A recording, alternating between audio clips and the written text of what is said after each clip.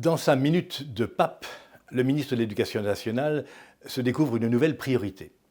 Il s'agit de l'éducation sexuelle. Le ministre considère que cet enseignement serait fondamental dans l'école de la République.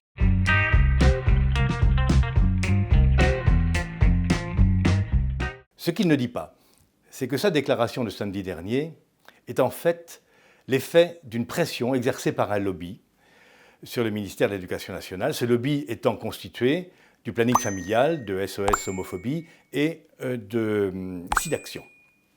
Ces trois organisations ont déposé un recours devant un tribunal administratif parce qu'ils considèrent que le ministère de l'Éducation nationale n'assure pas les 3 heures de cours annuels dues aux élèves, aux écoliers, aux collégiens et aux lycéens en matière d'éducation sexuelle. Qui sont ces lobbyistes exactement qui ont un accès direct à nos classes? Je vais vous lire un extrait du lexique du planning familial sur le genre. Le sexe est un construit social.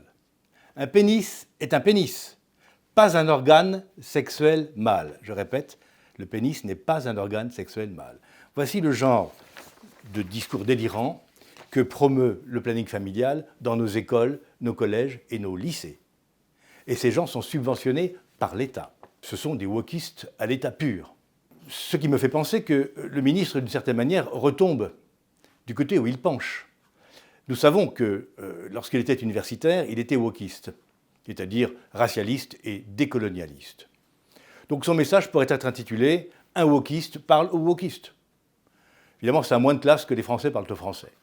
Mais enfin bon, nous allons quand même, car nous ne désespérons jamais, n'est-ce pas, des vertus éducatives de l'exercice, proposer au ministre un petit exercice parmi les 3 affirmations suivantes. Laquelle vous paraît prioritaire?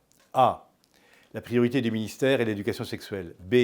La priorité du ministère est la mixité. C. La priorité du ministère est l'apprentissage des fondamentaux à l'école primaire.